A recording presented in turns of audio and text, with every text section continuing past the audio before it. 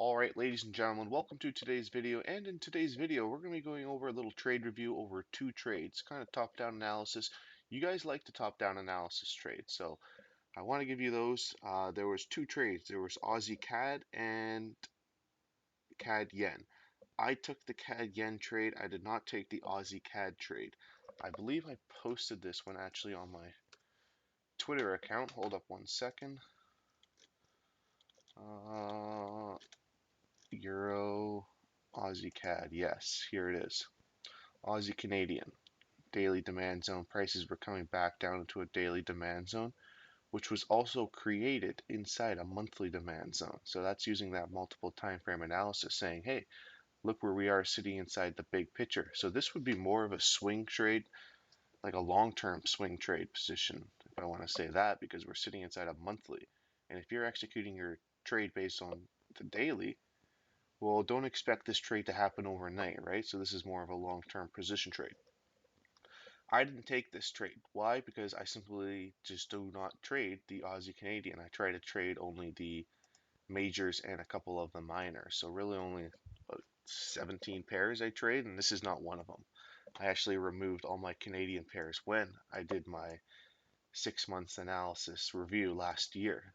So I just found that I just wasn't being very profitable, wasn't doing well with the Canadian. Maybe that's because I'm Canadian and I hold some bias towards it, but I just wasn't doing well with the Canadian. So I just got rid of it altogether. And so I decided to trade more of the major currencies because the US dollar was my best currency pair to trade. So I think it's good to continue to trade what you're good with. And so anyways, let's talk about this one. Aussie Canadian. The whole top-down analysis, I might have made a video on this. No, I probably didn't. It was probably in the private group that we talked about this. Prices were coming down into a monthly demand zone. Let's just leave this red just for the sake of it. It's just color. You can switch these candles up any way you want. It's just, I don't know, I just like to see this. Usually I switch up my candlestick colors every year or something like that, just to give me a different visual look. So prices were coming down into a monthly demand zone. Down here, drop base rally, super strong move out. This is my big picture. Prices are coming back down into it. So that's telling me, hey, prices in a monthly downtrend, so we want to be looking for buying opportunities with prices reacting off of monthly demand. So what did I do? We went down into the weekly time frame, kind of our intermediate time frame. We saw downward momentum breaking. We saw removal of some sort of supply up in here. Break of downward momentum, supply being removed. That's telling me prices are beginning to trade. And then so we went down into the daily time frame being our execution time frame, and we identified this high quality demand zone right here. Kind of a drop based rally. And if you guys ever use that odds enhancer sheet that I give to you guys for free, that's on the website moneyballtrading.com. I'll link it down below for you guys. That helps me determine a quality zone over a poor zone. So I saw this zone, drop base rally, strong level. I personally just didn't take it. Like I said, I don't trade the Aussie CAD, so I'm not going to go off and break the rules that I have. That's always important to keep in mind. Prices came down into it. It's worked out pretty well right now. So far, I think your first target should be hit right here before we're going right into this drop base drop supply zone. But I think your second target would be somewhere in this area, right before this area, because that's a very nice daily supply zone. We kind of broke all the daily upward momentum line. If we wanted to draw some sort of daily momentum line, be something like that, right? Right, we broke that. We broke any type of demand down here and up here. So that's telling me, hey, there is a stack of sellers up here. So I'm not really trying to capture a 10 to 1 or anything like that. So your first target might have been at a 2 to 1, and then your second target may be 4 or 5 to 1, I'd say. Couldn't really ask for much more than that. Market had a great correlation because if we actually look at the Aussie, let's see, Aussie. Oi, oi, oi. You guys know that one? Aussie. Oi, oi, oi. Prices were coming back down into the daily futures market, back down into the daily demand zone. So this is the Australian futures correlation based on the higher time frames. Prices were coming back down into it. So clearly I want to be a buyer. And if we actually look at the US dollar, prices were, I believe, well, now prices are coming up into supply, into a daily supply zone. So this would be definitely a good idea to be looking for that sell position now for that US dollar, which is also a correlation now because you have the US dollar sitting in supply and we're buying the, well, I guess that's kind of a different top-down analysis because that was the Canadian. Let's look at the Canadian. Let's see if there was a Canadian correlation. And no, I don't really see the Canadian correlation of the futures pair. I see more of the Australian. So the Australian futures pair, but nonetheless, let's look at the US dollar.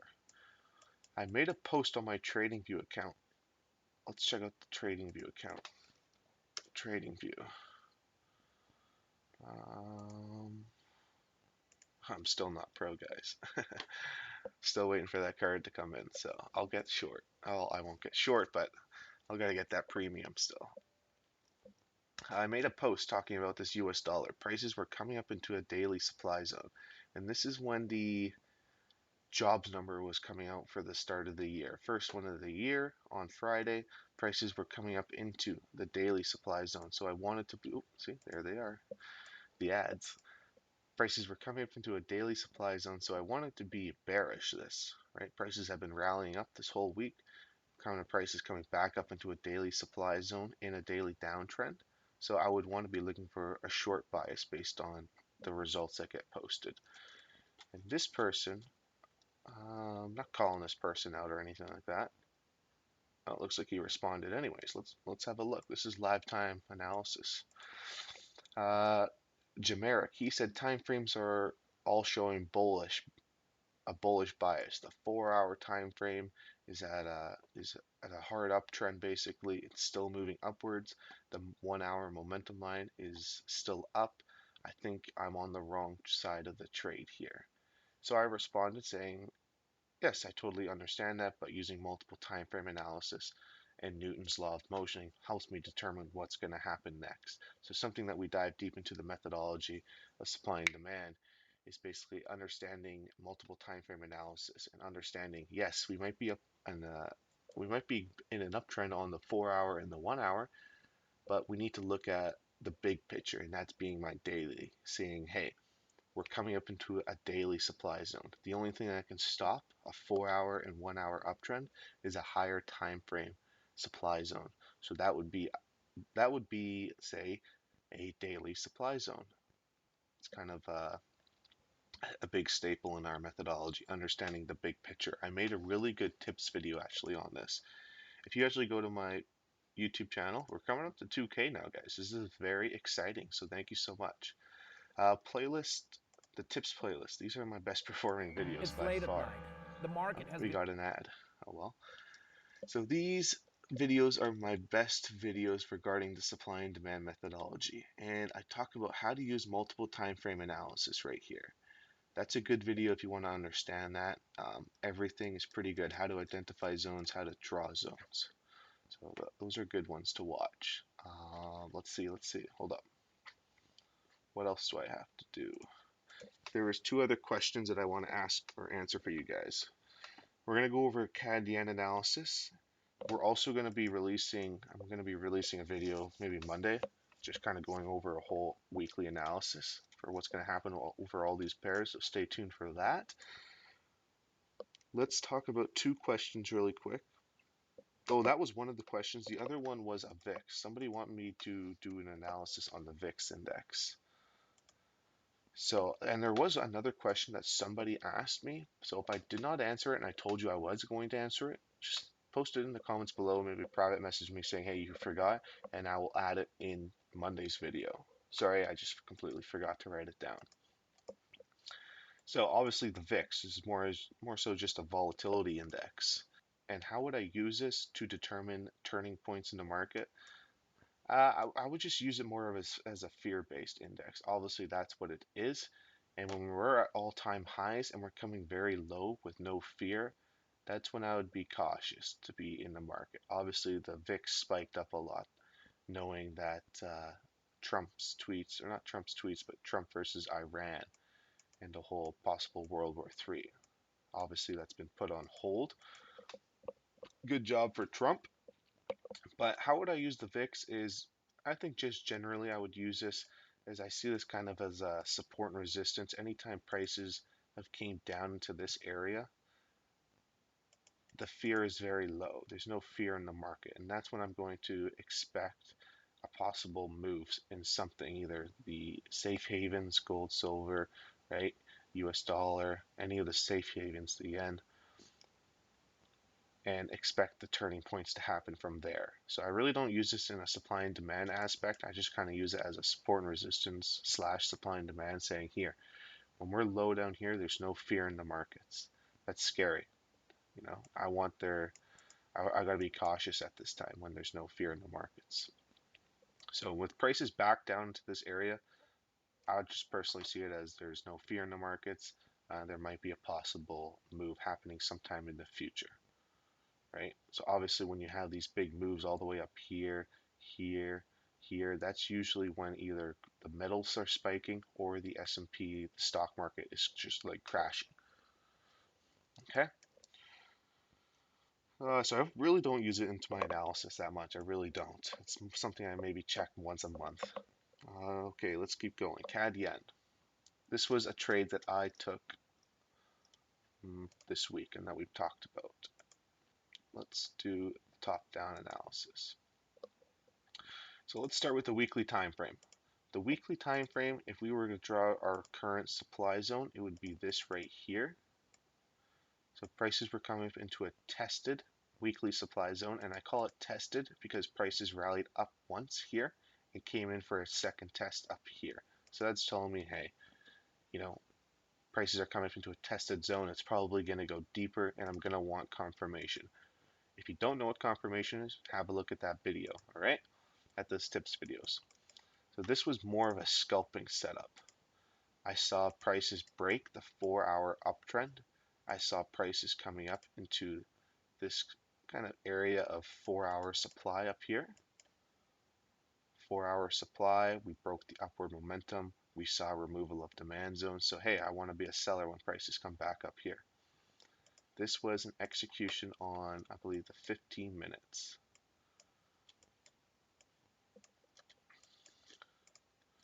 So here it is on the 15 minutes. And let's just draw an eclipse around this. That is the supply zone that I took the pullback with. So like I said before, we are sitting inside a weekly supply zone, a daily supply zone that showed confirmation, and that was the rally base drop supply zone that I took the pullback onto. Now you might be saying, hey, you got stopped out. No, depending on where you put your stop loss.